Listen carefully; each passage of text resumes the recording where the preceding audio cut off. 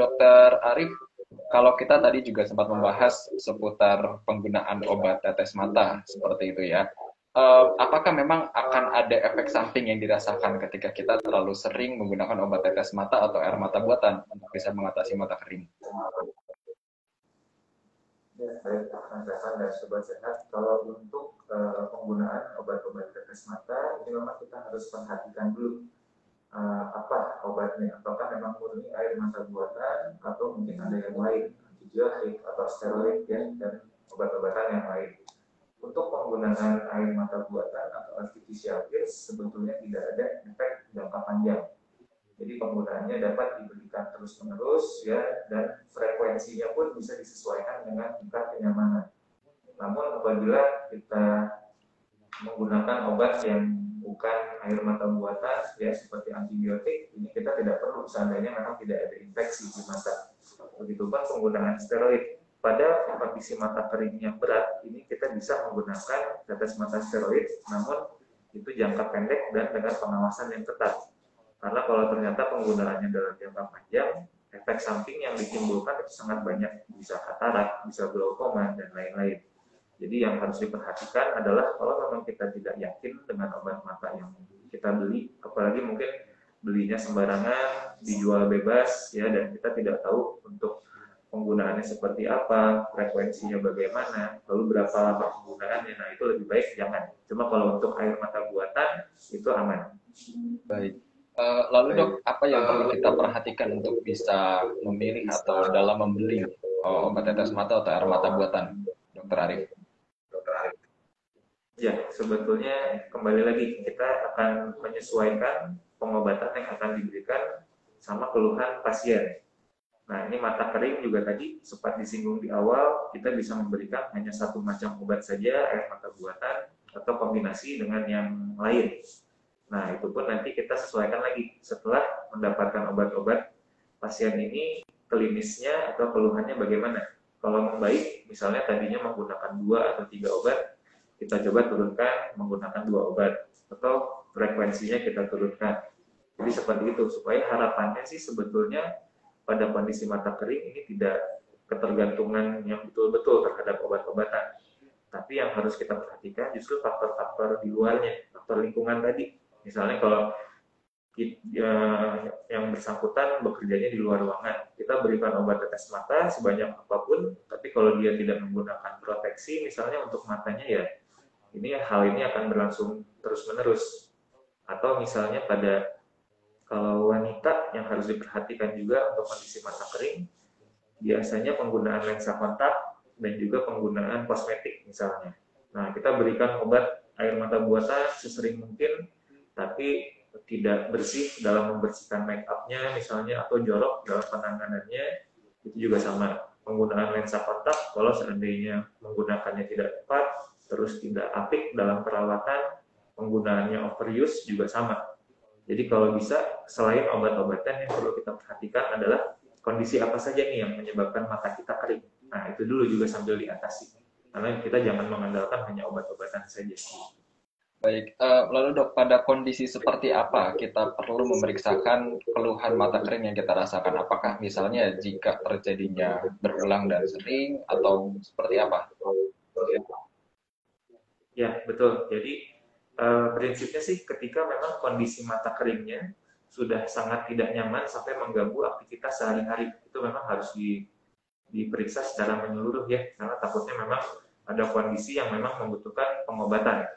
Jadi ya, kalau misalnya kita bisa mereview sendiri, misalnya saya kira-kira keringnya kenapa ya? Oh, ternyata saya bekerjanya di luar, saya sering panas-panasan. Nah, itu mungkin kalau awareness-nya atau kewaspadaannya baik, ya dia bisa mulai terapi dari dirinya sendiri misalnya. Tapi ketika memang sudah dilakukan, kewaspadaannya bagus, tapi kondisinya masih tetap mengganggu aktivitas, masih tetap tidak nyaman dalam kesehariannya, ya memang sebaiknya langsung diperiksakan. Karena kita juga ada beberapa alat pemeriksaan dan juga beberapa metode pemeriksaan untuk menegakkan diagnosis mata kering ini. Baik, tapi dok, jika memang mata kering ini terjadi pada diri kita, apakah memang nantinya bisa sembuh sendiri atau bisa mereda sendiri gejalanya seperti itu? Ya, sebetulnya kembali lagi terhadap gradingnya, mata keringnya seperti apa nih. Kalau pada kasus-kasus yang memang sudah berat ya, atau misalnya ada keterlibatan penyakit yang lain, misalnya penyakit autoimun, nah ini biasanya kondisi mata keringnya akan sangat berkepanjangan atau bisa seumur hidup. Namun bagaimana caranya kita bisa maintain atau mempertahankan kondisi nyaman pada pasien di kesehariannya. Nah, ini juga untuk kondisi mata yang ringan maupun moderate atau sedang. Nah, ini kita juga harus perhatikan karena selama tidak ditangani atau mendapatkan penanganan yang seharusnya, tadi dia bisa gradual dari ringan bisa jadi sedang, sedang bisa jadi berat seperti itu. Tapi kalau dibilang apakah bisa sembuh total, ya memang pada beberapa kondisi tidak bisa. Memang harus membutuhkan terapi terus-menerus sampai seumur hidupnya.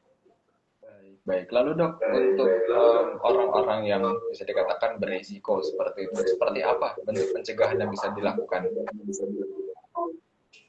Oke, ya mungkin tadi kalau beresiko kita lihat juga dari lingkungan kerjanya, lalu aktivitas sehari-harinya seperti apa. Kalau yang di depan komputer, ya mungkin tadi sudah dibahas pola penggunaannya, ya pola penggunaan gadgetnya atau komputernya harus diatur frekuensinya, durasinya, lalu posisi pencahayaan ruangan, nah itu penting. Lalu kalau yang di luar ruangan, mungkin bisa juga menggunakan proteksi untuk matanya ya, kacamata pelindung, atau topi, atau seperti apa, supaya tidak terpapar langsung dengan pencetus si mata keringnya. Cuma ada beberapa catatan mungkin, ya ini, karena secara definisi pun mata kering sangat-sangat multifaktorial, dari pekerjaan, hormonal juga pada wanita biasanya itu kalau sudah menopause juga akan ada gejala mata keringnya lebih sering. Faktor psikis juga banyak pikiran, gangguan tidur, ya stres emosional itu juga bisa kebiasaan merokok. Terus tadi disinggung sedikit mengenai lensa kontak dan juga kosmetik. Nah ini jadi hal-hal seperti itu yang harus betul-betul diperhatikan di luar lingkungan. Jadi kebiasaan sehari-hari si pasien ini seperti apa gitu. Baik, jadi memang nanti akan disesuaikan dengan kondisi sehari-hari dan kegiatan ya dok ya, karena tentunya juga akan berbeda-beda pada setiap orang seperti itu. Nah, ada yang bilang bahwa ketika kita bisa mengkonsumsi vitamin A dengan jumlah yang cukup, ternyata bisa mencegah mata kering. Apakah ini benar, dokter? Ya, sebetulnya kalau untuk vitamin, sayur-sayuran, buah-buahan, ini memang penting untuk nutrisi sel-sel mata ya. Tapi memang kalau sudah ada gangguan pada permukaan lapisan air mata, nah ini sebetulnya itu dua kondisi yang sebetulnya berbeda ya. Tapi bisa dibantu dengan nutrisi-nutrisi dari vitamin, buah maupun sayur, itu bisa. Tapi kembali lagi, kalau kondisi mata keringnya misalnya sudah sedang sampai ke berat, itu biasanya tidak terlalu banyak membantu. Jadi memang perlu penata laksanaan yang lain. Cuma kalau dibilang baik, ya pasti baik. Semua yang tadi, omega 3, vitamin A, vitamin D, ya sayuran dan buah-buahan hijau, itu juga baik untuk membantu nutrisi sel-sel mata. Baik, jadi memang tetap bisa harus mengkonsumsi makanan yang sehat seperti itu dok ya.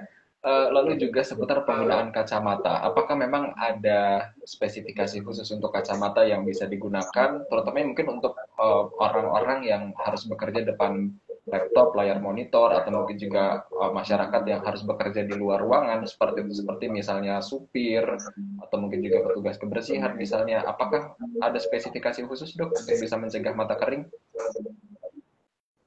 Ya, sebetulnya kalau untuk spesifikasi khususnya sih tidak ada yang pakem tertentunya ya, Mas Levan. Cuma ya memang harus disesuaikan juga nih. Kan kalau sekarang di pasaran banyak yang kalau di komputer tuh kacamata anti radiasi, anti glare dan lain sebagainya ya. Pada beberapa individu itu memang bisa membantu. Namun mungkin kalaupun tanpa bantuan kacamata yang anti apa, itu juga sebetulnya bisa kita atur sendiri. Misalnya kita setting brightness-nya, kontras ya, dan juga saturasi misalnya di monitor komputer kita bekerja nyamannya seperti apa. Jadi tanpa bantuan anti glare dan lain-lain sih sebetulnya masih bisa masih bisa dikerjakan sehari-hari. Cuma kalau untuk yang di luar ruangan, memang kembali lagi nih, kita lihat apakah kondisi lingkungan kerjanya sangat-sangat berdebu, banyak asap, sebul, dan lain sebagainya. Memang kacamata yang idealnya adalah kacamata yang bisa melindungi secara keseluruhan, seperti goggle ya, atau kacamata renang mungkin. Jadi yang sampingnya pun tertutup, tidak ada potensi yang bisa masuk partikel-partikel udara luar ke dalam matanya. Baik, baik, baik, Dokter Arif, kita akan jeda kembali di kesempatan kali ini dan Sobat Sehat juga tentunya masih kami undang untuk bisa bergabung, menonton, menyaksikan di siaran langsung Instagram @radiokesehatan atau bisa juga bergabung di layanan streaming di radiokesehatan.kemkes.go.id. Tetap bersama kami di talkshow eksklusif Radio Kesehatan.